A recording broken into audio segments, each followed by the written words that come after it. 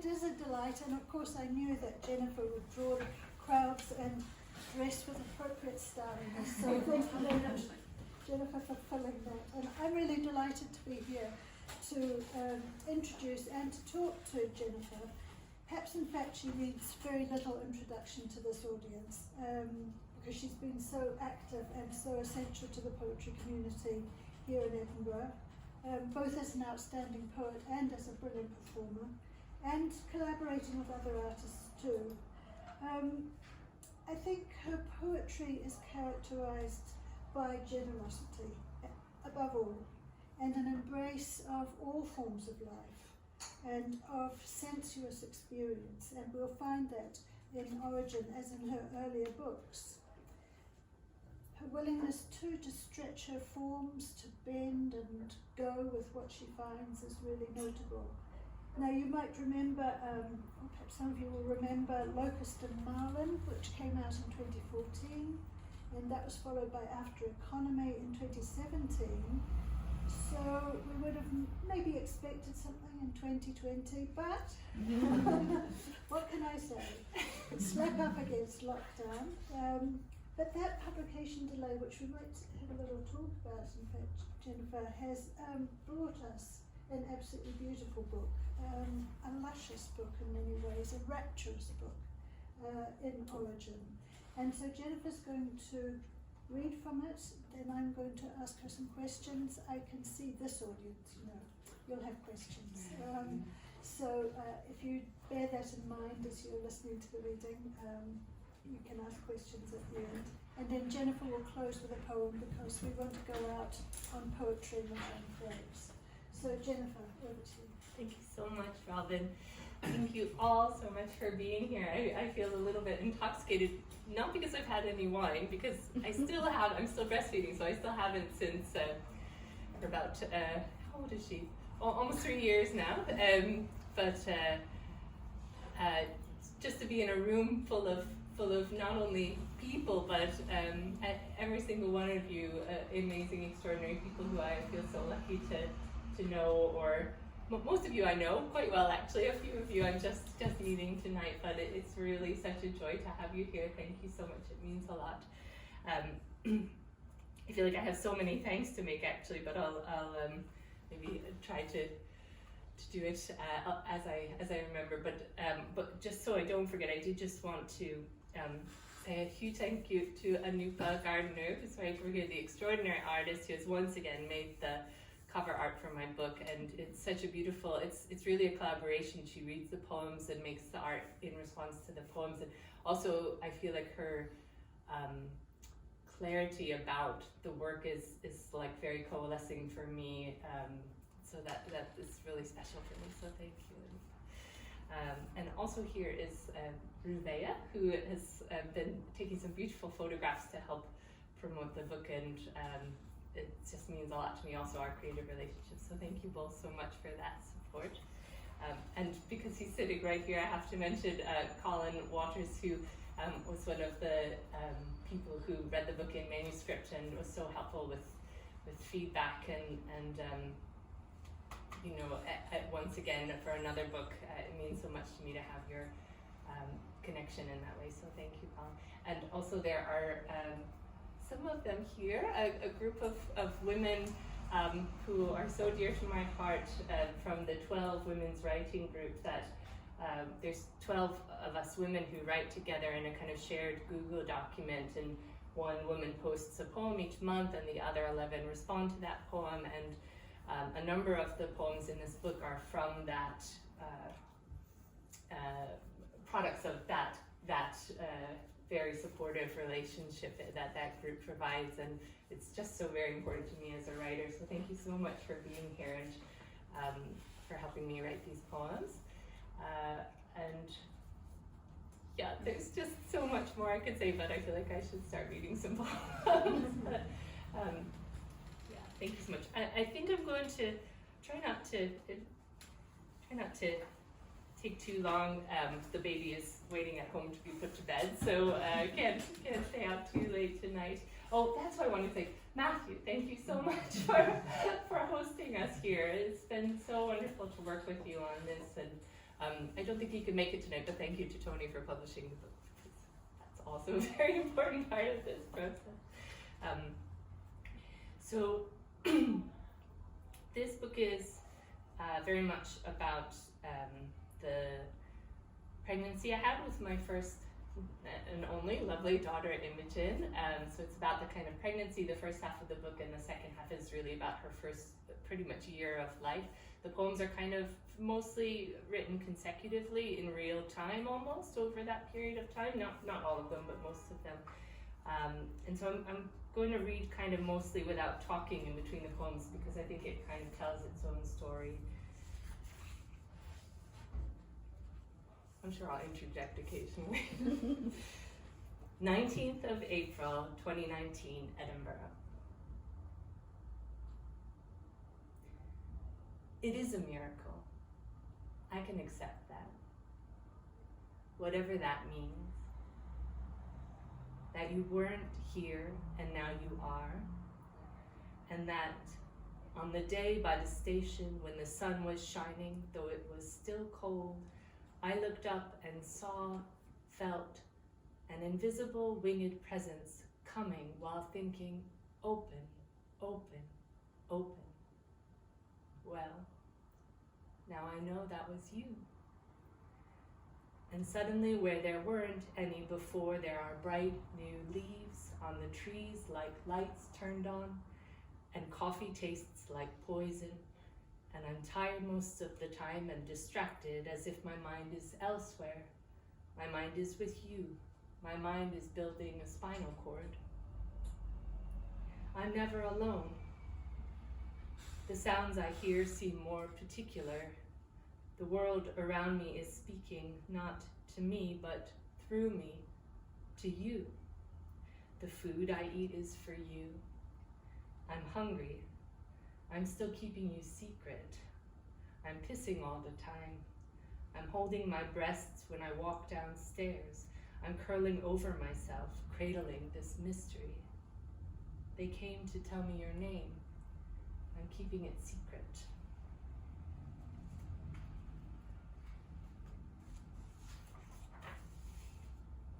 '30th of September, 2019, Edinburgh. This poem begins with a quote from the amazing poet Anne Laura Coxon.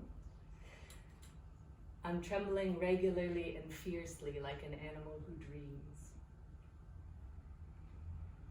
I hear that you've begun dreaming, also that you can see light and turn away from it or toward it through my skin.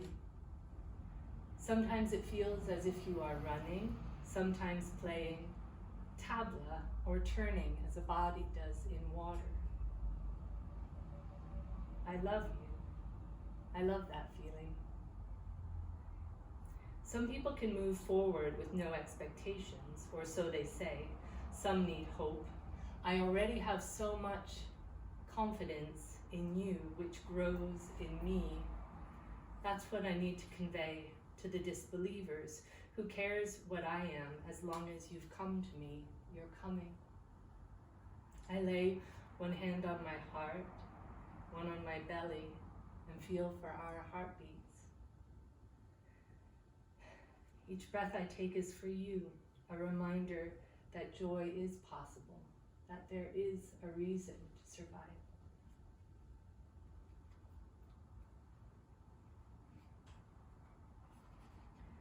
'29th October 2019, Edinburgh.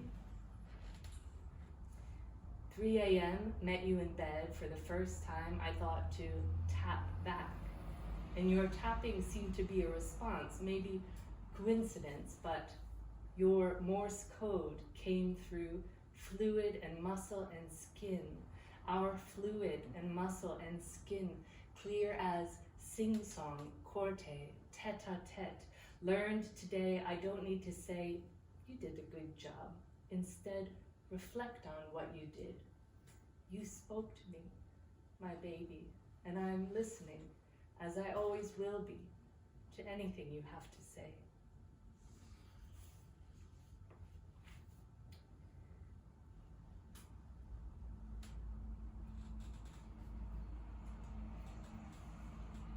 never wanted a child. Not for most of my life. I preferred dogs, animals generally.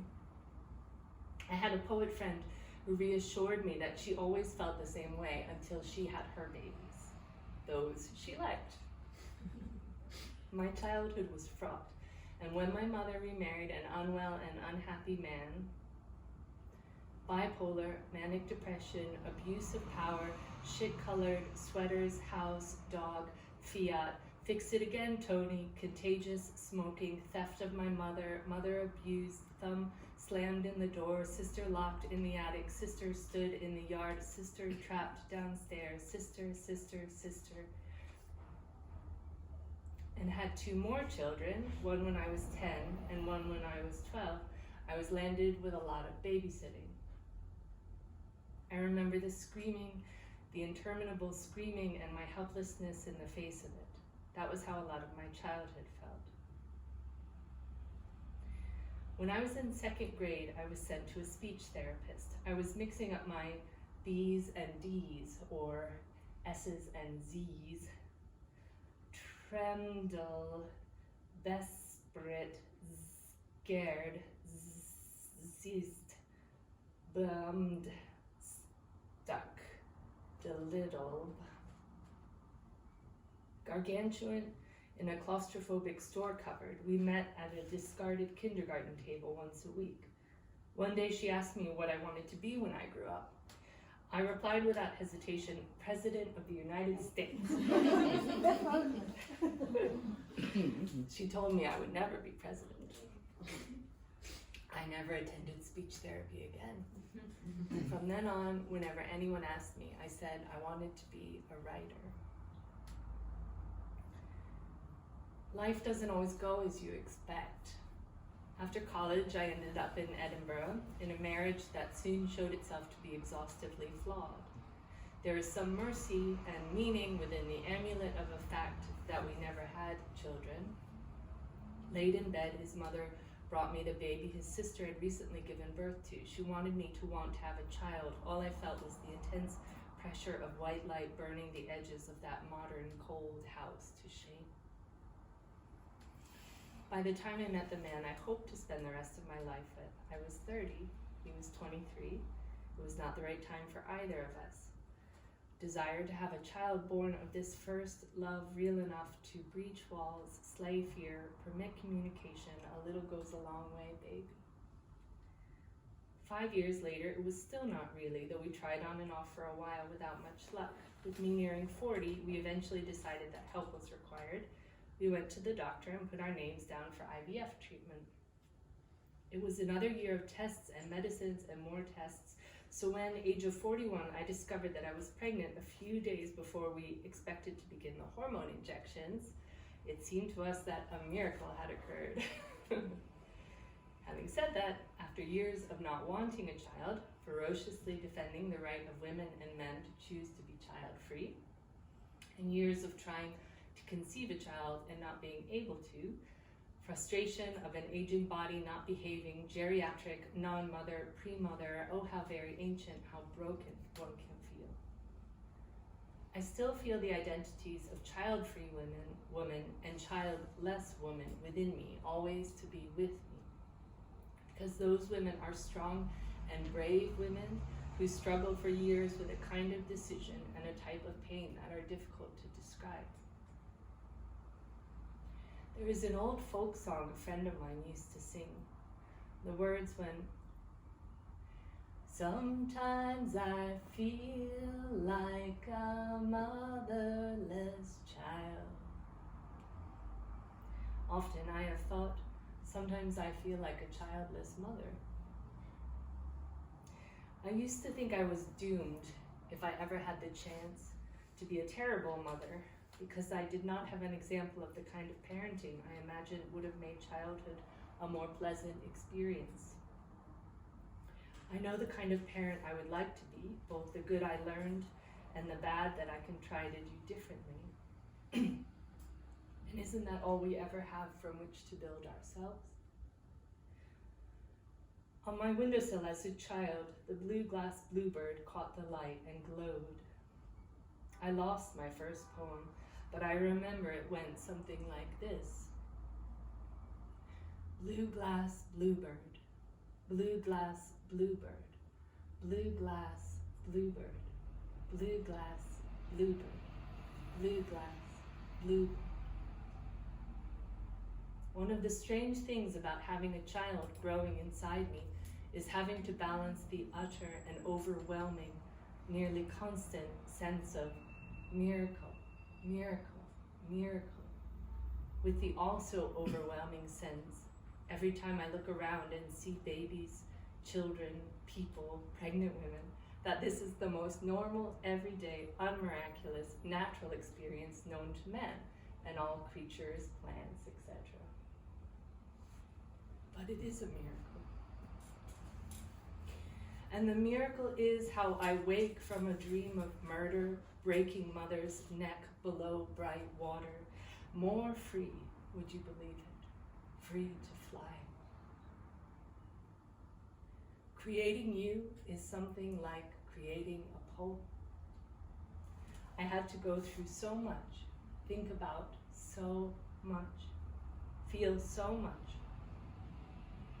and then I had to give up everything. And then I had to open completely.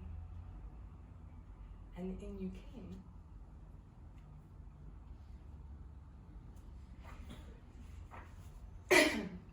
So that's sort of where the first half of the book ends. And then we come to the baby coming.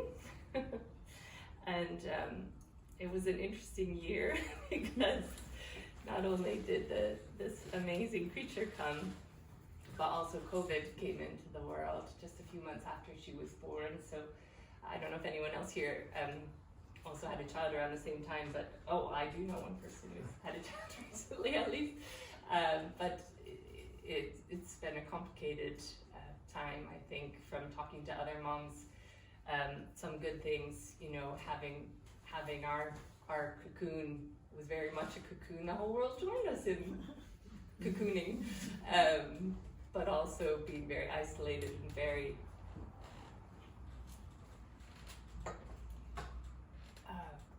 unsupported sometimes when we needed help. So this is a sequence in those very early weeks. I'm not sure exactly why, but I started rereading D.H. Lawrence's Lady Chatterley's Lover, which might seem like a strange book to read at that moment. But actually, for anyone who's had a child, that early time is, I think for moms and dads, it's very sensual, I think, because not only have you just had this big physical experience, but you're constantly holding and caressing and being caressed by someone. And it's very, very beautiful. So somehow not the sexuality, but the sensuality of the D.H. Lawrence was very evocative to me. So each of the poems in this short sequence begins with a line from Lady Chatterley's Lover. What leaves? 1.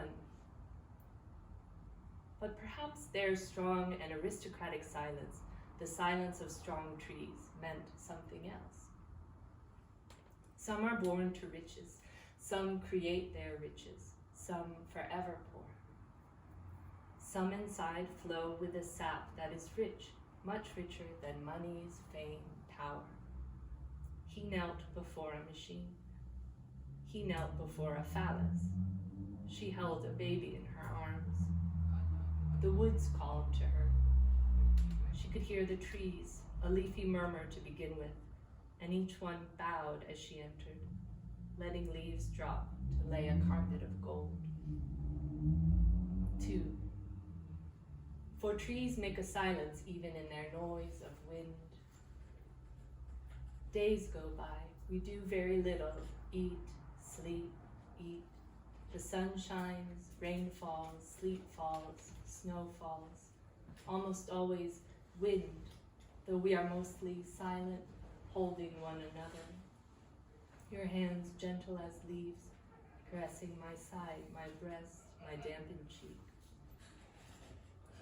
3. The sun was setting rosy as she entered the wood, but she passed on among the flowers. My Eurydice is not afraid to sing. Wherever she has come from, whatever wood she enters into, carried by me in thought, in heart, her body sings, her being sings. And all the petals of the jasmine and all night blooming flowers, as I do, open to her song. 4. In the dimness of it all, trees glistened naked and dark as if they had unclothed themselves. Out of strange, excruciating darkness, you came. Naked bodies of the dead around me, witnessing my pain, which was the price of life. I knew you were coming as my body, no longer my own, was pulled thin as a wire, as a strand of molten glass between this world and another, whose darkness you emerged from, naked and glistening, satellite pulsing with secret messages in a language whose only translator wanders the borderless desert. 5. Meanwhile, the birds of desire were asleep in the vast interlaced intricacy of her body. How slowly it returns to me, as the soil emits a mighty exhale, beneath the last remnants of autumn's shucked leaves, as the green tongues hum from seeds and sway toward the wet white light of late winter, as the blackbirds rehearse their melodies beyond the 4 a.m. cocoon in which I hold you and feed you and kiss you again and again, half asleep and half alive and insane with love for your every unfurling breath. 6. His hands held her like flowers, so still and strange. She stood on the path, ruby leaves beneath her feet, emerald leaves above her head, the treasure in her arms, heavy and light as all the forest's petals.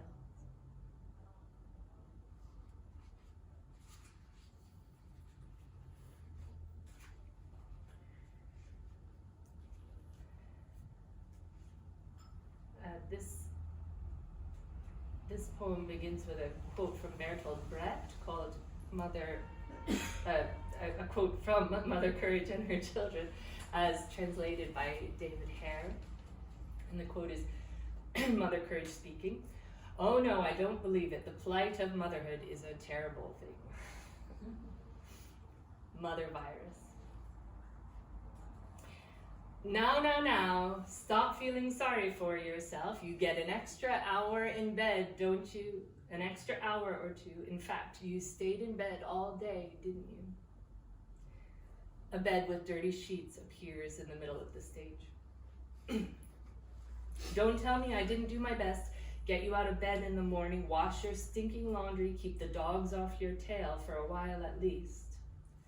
So I didn't sell my skirts to send you to sweet Paris.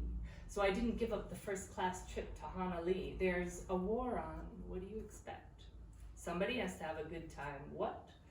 Coughing her lungs out amidst the riots, that's how. To stay alive, I taught you that much at least, didn't I? Shut up, serve the whiskey, stay 2 meters from all, what do you call them, men? Throw the statues in the river, but only after you've melted down the best bits, served them with tea. From the colonies, nobody calls it slavery anymore. Motherhood, sisterhood, dahood of this police car is covered in blood, wagon, earthquakes, hurricanes, whoa boy, whoa, call the minister, there's a body on the loose. Did you say loose? A child on roller skates circles the bed. Stay 2 meters from all, dogs, cats, bananas, koalas, ice cream salespeople, mattresses, soldiers, protesters, and most especially, famous fucking bureaucrats. If I had a country house, I would have invited you round to mow the lawn. There's a lesson in that. What kind of mother am I? Why, I'm the kind that gives with one hand while unstrapping your belt with the other. You know what I mean? Lean, mean mother machine. Cough, cough, cough, cough, cough. Look over there. They're throwing the statue in the river. The river is dried up. Don't they know there's a climate crisis on? Someone is peeing on the statue. There aren't any public toilets anymore. The only public is the republic. Get it? Cough, cough, cough, cough, cough. Stop asking questions. Pick up the harness. Get moving. Don't you know I saved all my life for this trick? Do you even exist, my children? Fires burn in the distance. Well then, what you gonna buy? Now, no point in crying. Get your mask all wet. Everybody's zoomed off. They're not doing screams anymore. We're back to good old-fashioned face paint, aka mud in your eye. So you have to ask after all if I love you? Think what I've sold to keep you in potatoes, Adidas, straitjackets, cough, cough, cough. Don't you know there's a war on? And haven't I died of love for you? Not once, mind, but 428,021 times? No, 428,022 times? No, 428,023. The numbers continue to rise as the curtain falls.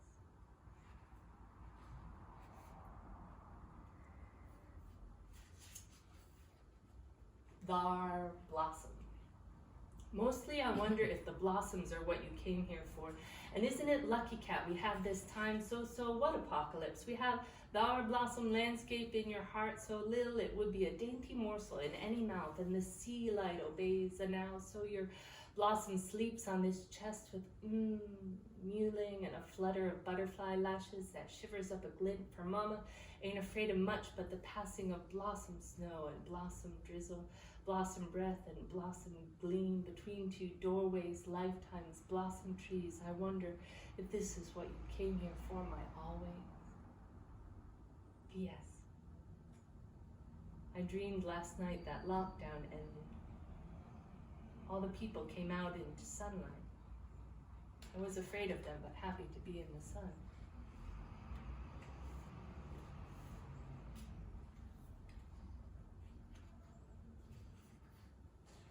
I'm going to check my watch, not because I'm bored, but just to make sure I'm not taking too much time. Okay. I have enough time to chat with Robin, too. I think I want to read this poem because, yeah, it just feels like another important part of the experience. And then I'll just read a couple to finish. And this begins with a quote from one of James Goldman's amazing poems, again from 12th. Her words are all glitter, rouged lips, and this is called What Doesn't Kill You. I didn't know you would only sleep with me, on me, and that I'd happily break every rule to do this. That giving birth would feel like it was killing me, or that all my being a salmon in the stream, breathing the water, would not keep me from feeling like I could not speak, from feeling like I could not eat or drink, from feeling convinced death was in the room, from feeling appallingly alone, from feeling certain the world was disappointed in me. I didn't know that sitting on the table while she poked a needle between the vertebrae, it would be that last contraction making me shudder and moan. How happy the numbness would make me. How much I would feel gratitude for the forceps that pulled you out, and hatred of them for leaving a scar on your perfect head through which that light shines. How relieved I would be to hear your first cry, or how it would make me cry. How it would feel when the midwife helped you drink from me for the first time, your daddy holding us. How sweet it would be to lie in a hospital bed numb from the waist down, your eggshell body curried in alongside. How fast you would, morphing, water spilling through my hands I cannot keep hold. How you would cry and crash your head into the wall, fall, pick up, eat, scratch, pull, cough, choke, vomit, bang, bruise, sweat, scaring me half to death. How much I could love. How much you would hate going places, interruption of our being. How lockdown could be helpful for letting us grow. How my fears would drop away of hating crying, dirty nappies, getting up early. None of it matters because I would do anything for you. Really, I didn't know how much I could love. Feel you as part of myself as much as I feel you. And sometimes still that secret palisade you built inside. My mother's house, there are many mansions. How much of a person you would be, and also a bud whose petals endlessly unfurl. I didn't know how you'd rouge and glitter, light up everything.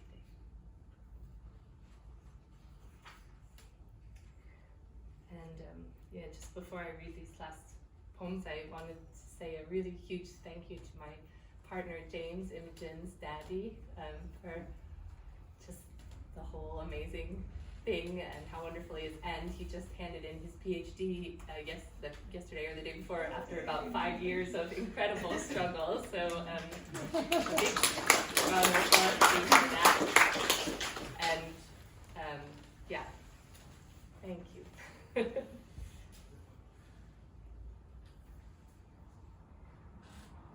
So just before I read these last, just three little tiny ones to finish, I just want to say, so you have this kind of 9 months of pregnancy, which obviously is a big experience, but what I hadn't realized is that then there's a kind of 9 months when you first have the baby, just almost like a second thing. I read one person called it the mother baby, which I thought was a great term for it, that it's like you are still so connected during that point that it is almost like you're still one creature for another period of time. And then all of a sudden you get to this time when they all this stuff starts happening. They're rolling, and then they're crawling, and they're starting to talk, and they're moving away, and it was so hard. It was like almost a second birth, because it's like your little creature. You know, on the one hand, you're so happy that they're getting stronger and growing up and doing things, but on the other hand, dude, you're like already seeing them go off to college, and it's really hard. So I feel like this last little end of the book is kind of about trying to come to terms with that and sort of celebrate, but also make peace with that transition. Flight. Over and over again you bring the basket, whimper your request. I lift your knee-high body, you fold your determined legs, and you're in, and I'm lifting you in the basket by the handles and swinging you back and forth, in a sort of weightlifter's squat, my still loosened abdomen muscles pulling tight, my newly strengthened mama shoulders stretching with each up and down. And tiring, I try to put you down, but you protest and cry again. I lift you, I love you, I lift you, I swing you, feeling a little of the bird's endeavor, wings pressing down, down, to reach ever higher.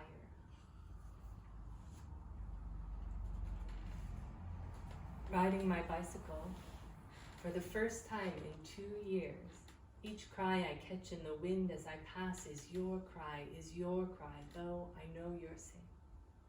I don't feel my legs or my arms. It's my womb that's pushing, pulsing, again as if you're being born. This freedom is a type of blindness. Detached from you, all I see on the everywhere is your face. I'm flying back to you who's flying away from me.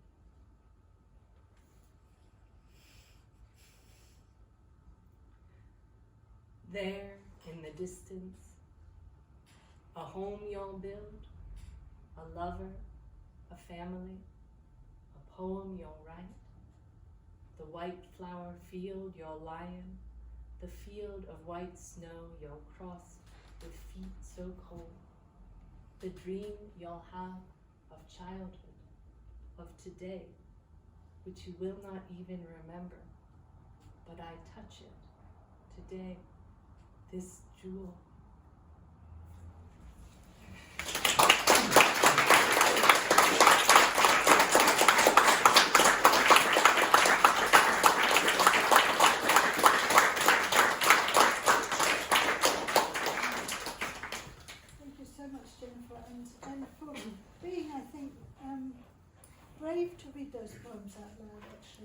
because one feels that depth of engagement with them in you, and that exposure.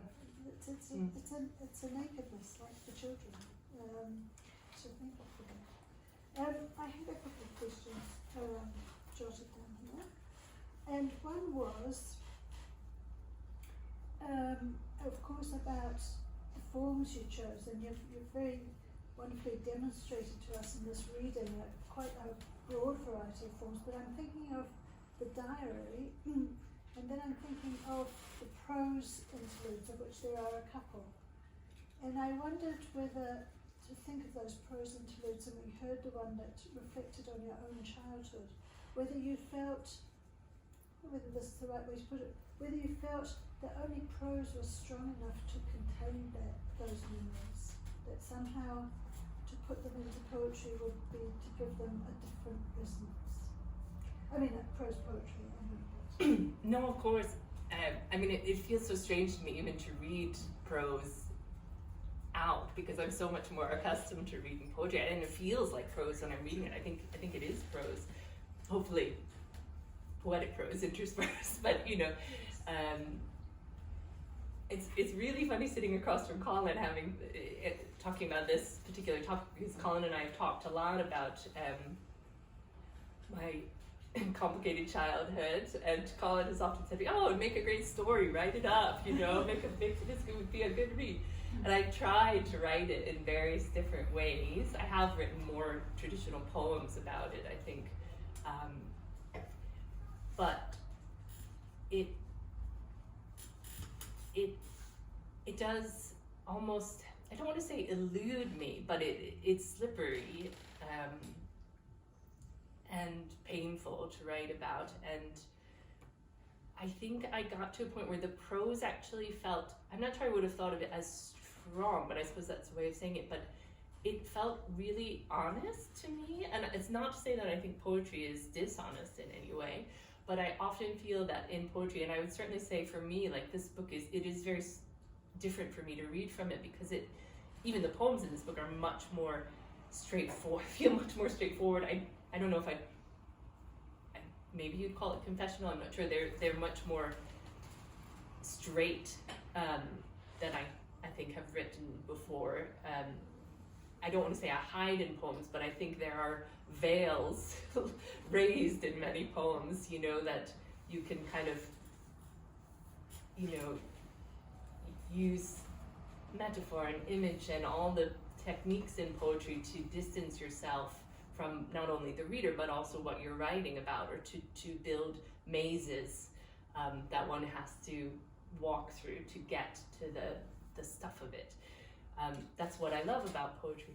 But this material, I think especially as relates to this particular book and what I was trying to do and tell this story and get to the heart of something, I felt like I had to, at some point, almost try to be very clear about certain things that happened, which maybe might help explain some of the resonances in the rest of the poems. So I think that's how it felt to me. It felt like a way of being really honest about some things that happened. But the diary also gives a sense of immediacy and of you know, everything. There's a date attached to it. You have a very strong sense of development. So that too is kind of prosy in a way, but then it drops into something else. Yes, and those were really, they were written, the dates are real, they were written almost like diary entries, and I think I just had this strong sense that I wanted to document the experience in some way. I think my memory is, I worry about it sometimes. At the best of times, my memory is a strange, creative place, and I was so worried about losing the experience, and I'd had a friend who'd been pregnant who was an artist, and she said, well, what I did throughout is I just would do little sketches, you know, and I would just try to capture what I could, because you've got all these hormones. Even when you're pregnant, you're kind of all over the place, and then of course once the baby comes, and so I thought I'll just try and capture them, you know. So again, it was an attempt to, I suppose, use poetry as a documentary tool. And that's much stronger in this book than in your previous books. But I'm going to open this to the floor in a moment. But I'm also very struck by the recurrence of dreams, and I think you are a dreaming poet. And Yeats, of course, said that in dreams begin responsibilities. So that kind of the dream and the real life and your daughter's life are very nicely juxtaposed too. But those dream sequences or dream interferences, as it were, in daily life, are those things that you can feel you can be less tied to the diary for those, or are they encapsulating a lot of different kinds of dreams, or are they also absolutely annotations? Well, probably a little of both, but I would say, and it's dropped off a bit now, and I'm a bit sad about that, but one of the strange things, I haven't really talked to many people about this, so I'd be curious if other mothers have had this experience. I don't know if it was because of the hormones or the broken sleep, or both, but like that first year, I would say especially, my dreams were extraordinarily vivid, like very, very, very vivid, and often unlike dreams I've had before. So there's a whole other selection of poems that didn't make it into this book, but they're all about different architectures. So I think I mentioned to you, I had this whole sequence of dreams that were like so real, like I could feel them still, and involved me like walking through buildings, all different kinds of extraordinary buildings, and I've written all these buildings down, so I've got them now. Again, it felt like I needed to sort of try to capture this, but I think I refer to some of this experience in some of these poems, you know, that this kind of sense of, and it was made more poignant, I think, by lockdown. So this fact that we couldn't go anywhere, we were stuck. And when I did fall asleep, I would go to all these different places, and it would be so like way more real than almost my days were. So that was quite extraordinary. So I think that's part of it. So that is probably a description of real things that were happening, real dreams that were happening.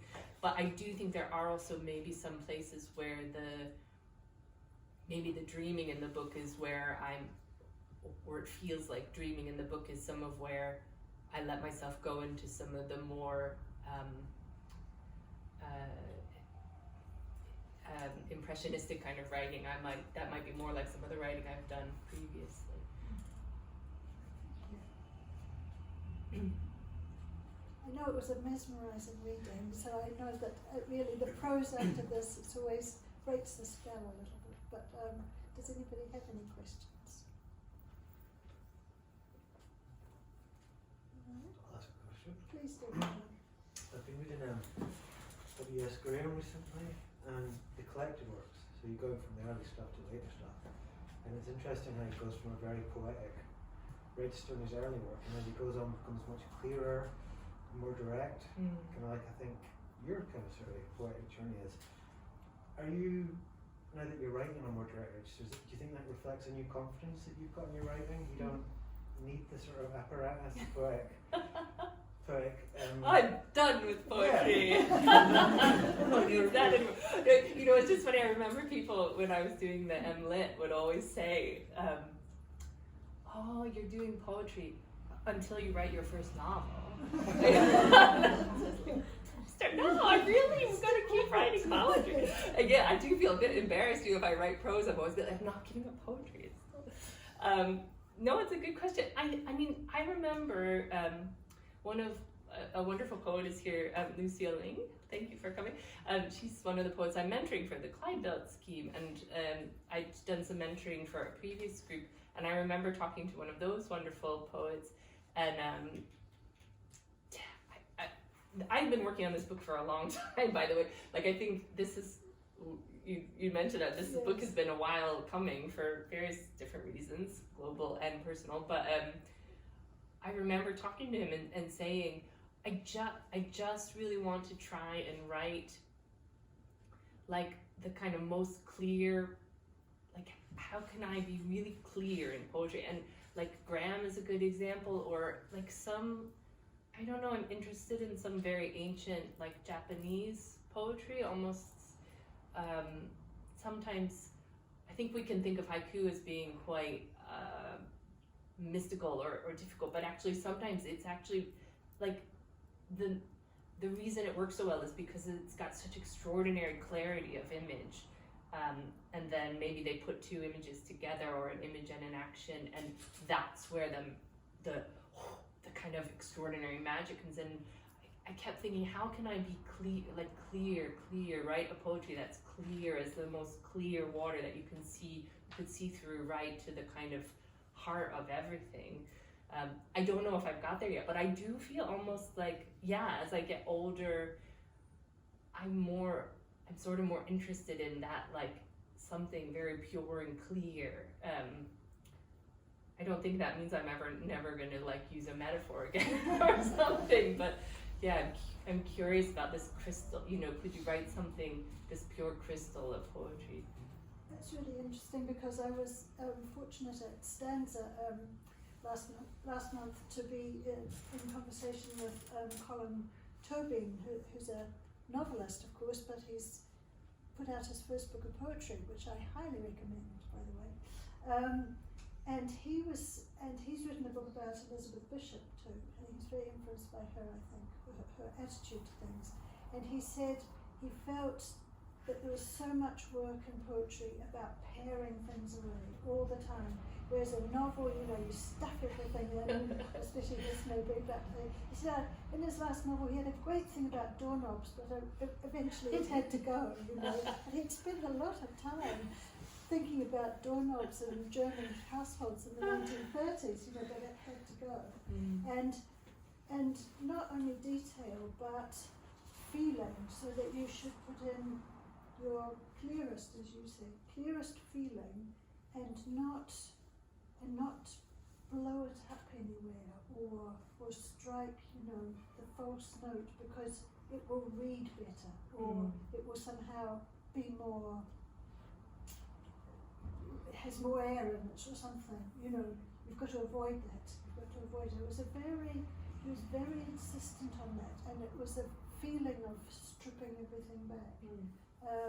And I think this is one of the reasons that this is an impressive book, is because one feels it ringing true at every stage. But that's hard work.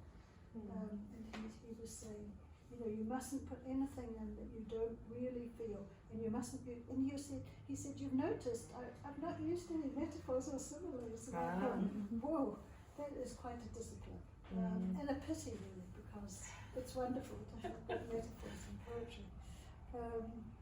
Sorry, anybody else? Oh, look, there we go. This lady and then Marjorie. Beautiful poetry that you've written, with your thoughts and your feelings and from the baby's point of view. Would you let your daughter read it as she got older? Because, as you say, she's come out and she's progressed and now she's moving away. Do you want her to know how you felt at the particular time? Oh, very much so. I almost brought her tonight. I'm not totally sure she would have let us get through all the poems. But I mean, in a way, I feel that I really wrote it for her, so that she has this recording of the experience to take with her. And I realize it's not all. I mean, most of them feel to me like they're love poems to her, so I hope she can feel that. But I also hope she appreciates the kind of attempt at honesty, rather than that. I mean, it would make me sad if any of it hurt her. None of it would ever have been meant in that way. But yeah, I really hope she enjoys them someday. And one of the earliest memories I have of being pregnant is I was working on one of these poems on my own in a room early in the pregnancy, and I sometimes read the poems out to hear them as I'm editing them, and I had this really intense feeling that someone else was listening, and so much so that I looked around because I thought James might have come up behind me, or I really felt someone was there. And then it was this totally bizarre realization that the only other person there was in my stomach, and was probably too small to even hear but I felt her. I felt as if she was listening. So I hope she'll enjoy them someday. Marjorie, did you have a question? My question was originally quite like Colin's, but I was going to ask about that sense of truth, you know, that idea of when you were writing them, if you felt this is almost too true in some ways, or too plain. Not plain is the wrong word, but for me the prose sections give you that faceted kind of counterplay to that pure love instinct which I get as a mum, you know, that kind of proper, there's nothing I would do, that I'm lifting you, I'm carrying you, I love you, I'm lifting you. That is a refrain that I think lots of mums would recognise. But I wondered if you ever felt that when you were writing, and if part of the impetus to provide the prose was the kind of rub against it, like the thing that you're growing away from, so we feel the movement of you as a poet. Yes, I mean, I was very worried at various points that about so many things, as probably everyone does when they're putting a collection together. But like, I was worried, would it feel too gooey, like all this gooey love, blah, or would it be too like? I really wanted people who hadn't had a child, or who didn't want to have a child, or who wouldn't have children, to still have something in it to read, that it would only be of interest to people who had gone through that experience. I wanted it to be of interest to men and women and everyone in between and beyond that. So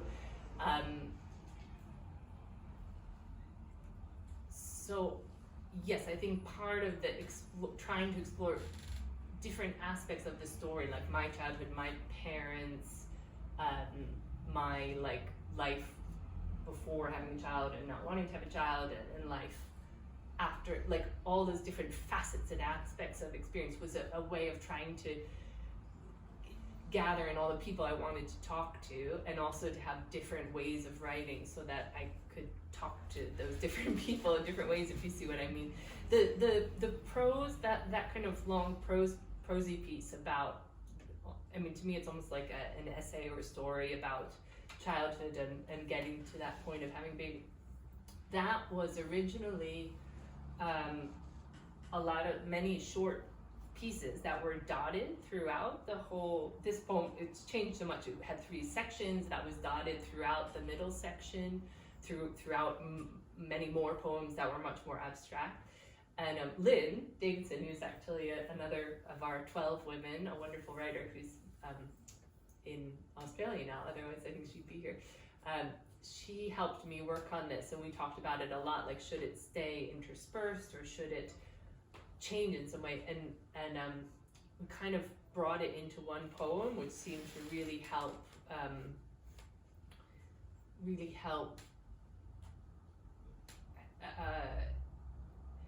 I don't know how to say it.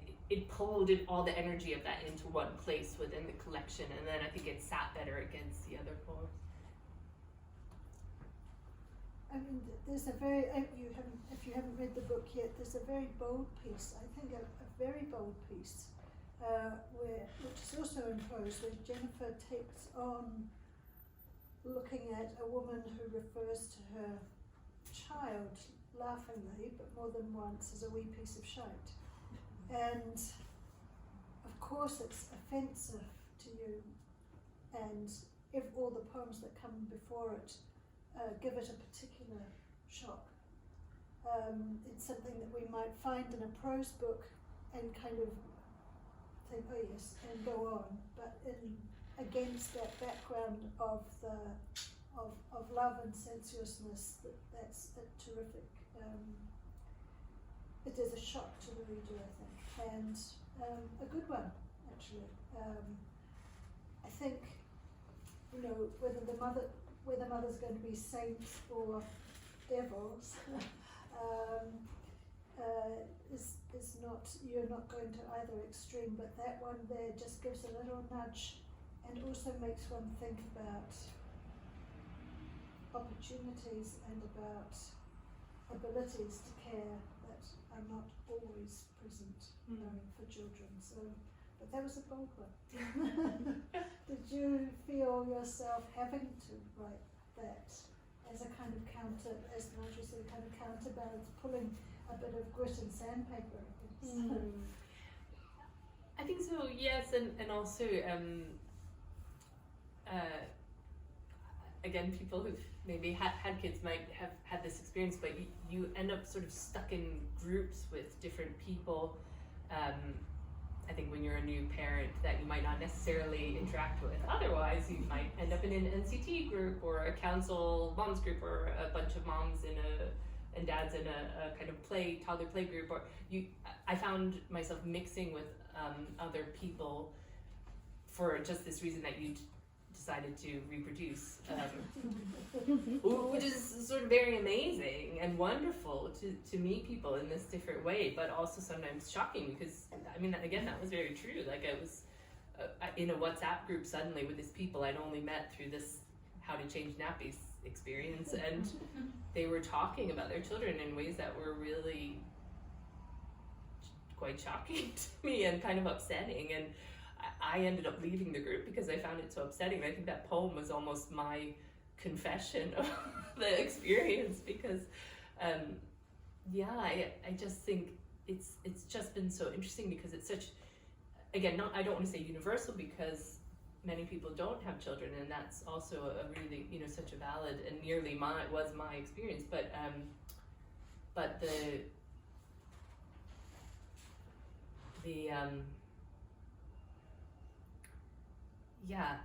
I think the fact that people can come, it does happen to so many people, but people can really come at it in different ways. Like that was of interest to me.